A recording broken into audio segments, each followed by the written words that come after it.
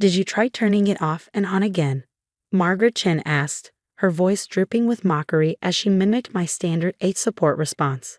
Around the elaborate dining table of her mansion, my in-laws snickered into their wine glasses. I'm Rebecca Liu Chen, and according to my husband's family, I'm just the 8 support specialist who married above her station. If only they knew. Actually, Mom, Michael, my husband, tried to intervene. Becca's been promoted to. Yes, senior 8 support, how impressive. Margaret waved her hand dismissively.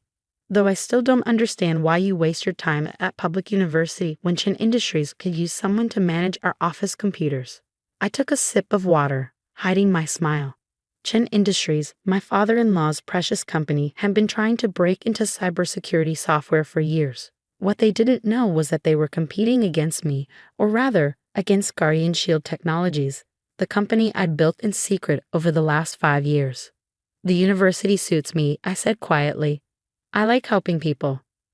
Help yourself first, Charles Chen, my father-in-law, interjected. Our new cybersecurity division is looking for support staff. The pay would be better than. What do they pay you at the university? Enough. I thought about the contract I'd just signed that morning. A $50 million deal with a major bank for Guardian Shield's latest security platform. Barely, Margaret sniffed. I saw your car in the driveway. 5 years old. Really, Michael, you should buy her something more appropriate for a Chen wife. Michael shifted uncomfortably. He knew I'd refused his offers to buy me a new car, just as I'd refused to let him pay off my student loans. What he didn't know was that I could have bought the entire Chen family's car collection without denting my bank account. I like my car, I said. It's reliable. Like you, Margaret said with false sweetness. Reliably basic. More snickers from my sisters-in-law, both married to investment bankers and living off their husbands' wealth. My phone buzzed. A message from Maya, my chief operating officer. Bank contract signed and processed. Stock should jump 20% at opening bell tomorrow. I tucked the phone away, thinking about the morning's meeting. While the Chens thought I was fixing printers at the university, I'd been closing one of the biggest deals in cybersecurity history. Guardian Shield's new AI-driven security platform was revolutionary, something Chen Industries had been trying unsuccessfully to develop for years. Speaking of basic, Charles said, swirling his wine, our tech division lost another contract today. Some upstart company called Guardian Shield. Their CEO must have connections. No one's ever even met them in person. I thought about the virtual meetings I conducted under the pseudonym R.L. Gray, using voice modulation software and a carefully crafted digital avatar. In 5 years, no one had guessed that one of the most innovative tech companies in the country was run by the basic it girl they dismissed at family dinners. Maybe they just have better technology, I suggested. Charles scoffed. Impossible. We hired the best developers, spent millions on research. This Guardian Shield must be cutting corners or worse. If he only knew how many nights I'd spent coding, how many years of research had gone into our platform. While Chen Industries threw money at the problem, I built something from the ground up, testing every line of code myself. Their CEO was probably some trust fund kid playing with daddy's money, Margaret declared. Not like our Michael, working his way up properly in the family business. Michael was actually the only Chen child who worked for a living, running Chen Industries' marketing department. He was good at his job, which made what I had to do next even harder. My phone buzzed again. Maya, Chen Industries trying to schedule a meeting. They want to discuss potential collaboration. What should I tell them? I thought about the flash drive in my purse, containing proof that Chen Industries had tried to hack Guardian Shield's servers last month. They'd failed, of course. My security was better than that. But the attempt had triggered automatic countermeasures, documenting everything. Standard channels, I texted back. Let them sweat a little. Becca, Michael touched my arm. Tell them about your new project at work. The one with the student records? Oh yes. Margaret leaned forward with exaggerated interest. Do tell us about your filing system or whatever it is. I thought about what I was really working on, a quantum encryption protocol that would revolutionize data security, but they didn't deserve to know that. Just updating some databases, I said mildly, nothing exciting. You should let Michael help you find a better job, my sister-in-law, Amanda, suggested. Something more ambitious. I remembered the venture capitalists who'd fought to invest in Guardian Shield's last funding round, valuing the company at over $2 billion. I'm happy where I am. That's your problem, Margaret sighed. No ambition, no vision. When I think of all the connections we could offer you. My phone buzzed one more time. Maya, they're getting desperate. Word is they're about to lose the government contract too. Ah yes, the government contract. Chen Industries had been the frontrunner until Guardian Shield demonstrated our new platform last week. Now they were scrambling. Actually, I said carefully, I heard Guardian Shield's new security platform is quite innovative. Maybe Chen Industries should consider a different approach. Charles slammed his glass down. That company is nothing but smoke and mirrors. Next board meeting, I'm doubling our R&D budget. We'll show them what real innovation looks like. I thought about the meeting scheduled for next week, the one where Guardian Shield would demonstrate exactly how we'd stop their hacking attempt. The one where they'd learn just how far behind they really were. More wine, dear? Margaret asked sweetly. Though on your salary, perhaps you should stick to water. My phone lit up with another message, this time from our PR team. Ford's profile confirmed for next month. They want to do a cover story on Arla Gray, the mysterious CEO revolutionizing cybersecurity. I smiled, thinking about how that cover would look framed on my office wall. The office none of them knew existed. Water is fine, I said. I have an early meeting tomorrow. Of course you do, Margaret sighed. Those computers won't fix themselves. If they only knew what I would really be doing, finalizing the details of a security system that would protect millions of people's data, that would change the face of cybersecurity forever. But they find out soon enough. Michael walked me to my car after dinner. I'm sorry about Mom, he said. She just wants what's best for you. No, I corrected gently. She wants what she thinks is best for the Chen family image. He kissed my cheek.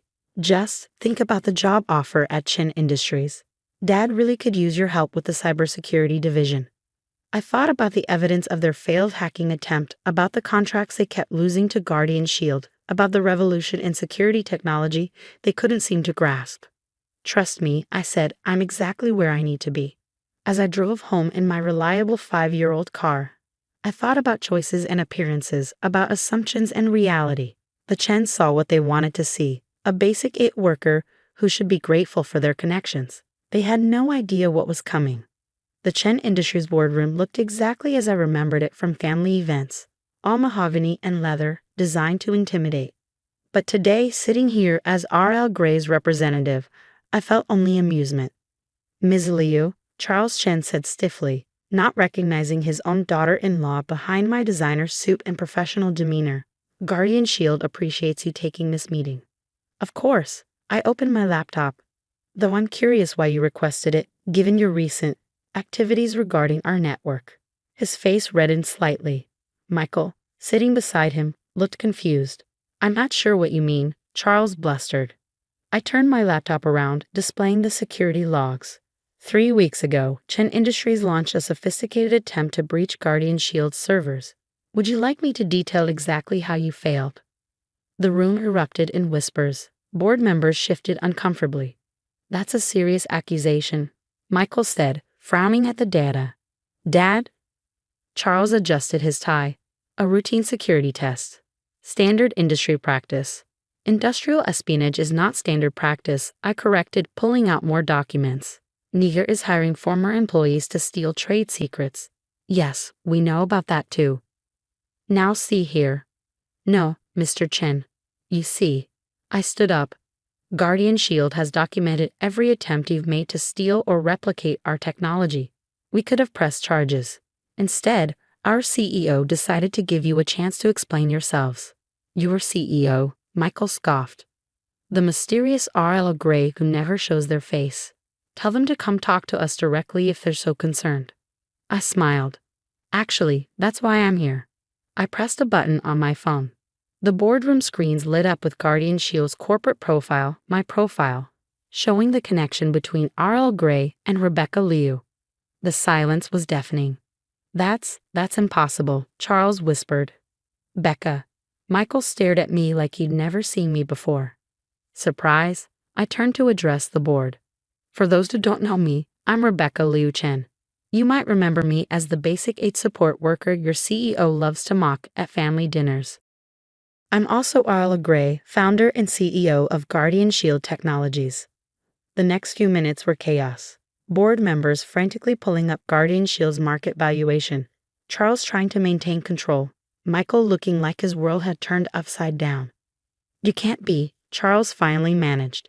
You work at the university. Part-time, yes. I enjoy teaching. But most of my time is spent running the company that's been consistently outperforming yours in cybersecurity innovation. I pulled up more slides. Market comparisons, technical specifications, client testimonials. While you were busy underestimating me, I built something revolutionary. That government contract you lost last week? Those banking clients you couldn't land? They all chose Guardian Shield because we're simply better. Why? Michael asked quietly. Why keep this secret? Why let my parents treat you like I was beneath them? I met his eyes. Because they needed to show who they really were. How they judge people based on appearances and assumptions. My phone buzzed. A message from Maya. Ford's article just dropped. Stocks up 30%. Right on schedule. I turned the laptop to show the Ford's website. There was my face on the digital cover, alongside the headline, The Hidden Genius of Silicon Valley. How Arlo Gray built a cybersecurity empire in secret. Charles lunged for his phone, presumably seeing the same article. His face went from red to white as he read. $2 billion valuation, he muttered. Pentagon contracts, revolutionary AI-driven security. The technology you tried to steal. I smiled. I developed it in my spare time between fixing printers and attending your condescending family dinners. The boardroom door burst open. Margaret Chen stormed in, waving her tablet. This is a lie, she declared, some sort of trick. Hello, Mother Chen, I said calmly. Enjoying the article? She faltered, finally recognizing me in my CEO persona. But you're just what? Just its support. Just someone who married up. I pulled up Guardian Shield's financial reports. Your son married a billionaire, Margaret. You just didn't know it because you were too busy looking down on me. Michael stood up. All this time, the old car, the modest lifestyle. I wanted to succeed on my own terms, I explained, not through family connections or married wealth. But now? Charles asked, a calculating look entering his eyes. Now you have a choice. I laid out 2 folders. Option 1. Chen Industries ceases all attempts to steal our technology, and we pretend the hacking never happened. Option 2. We press charges and release the evidence publicly. You would destroy your husband's family business. You tried to destroy my company, I countered. The difference is, I'm giving you a chance to do the right thing. The board didn't take long to decide. Within an hour, papers were signed acknowledging Chen Industries' wrongdoing and agreeing to cease all industrial espionage. As the board members filed out, Margaret lingered. Why didn't you tell us? She asked. We could have. Could have what? Accepted me. Respected me. That respect would have been based on my bank account, not who I am. I gathered my things. You never tried to know me, Margaret. You saw what you expected to see. Michael waited until everyone else had left. I feel like I don't know my own wife, he said quietly. You know me, I corrected. You just didn't know what I was building. There's a difference. And now we see if he can handle being married to someone more successful than your family expected. 3 months later, Guardian Shield went public. The stock price doubled on the first day. Charles tried to propose a merger. I declined. Margaret started telling her country club friends about her brilliant daughter-in-law in tech. I ignored the sudden invitations to social events. Michael struggled at first, but ultimately proved himself better than his parents. He left Chen Industries to start his own marketing firm, building something for himself instead of relying on family connections. As for me, I still teach at the university 1 day a week, still drive my reliable car, still help people with their computer problems. But now I do it from my corner office in Guardian Shield's headquarters, where the Forbes cover hangs on the wall. A reminder that success isn't about what others see, but what you build when they're not looking. Last week, a young intern stopped by my office. Is it true? She asked.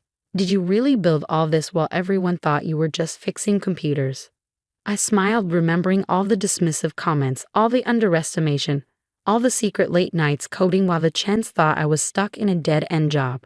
Sometimes, I told her, the best way to succeed is to let others underestimate you.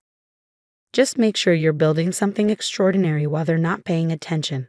She looked around at the empire I'd built in secret, at the evidence of success that had been hidden in plain sight.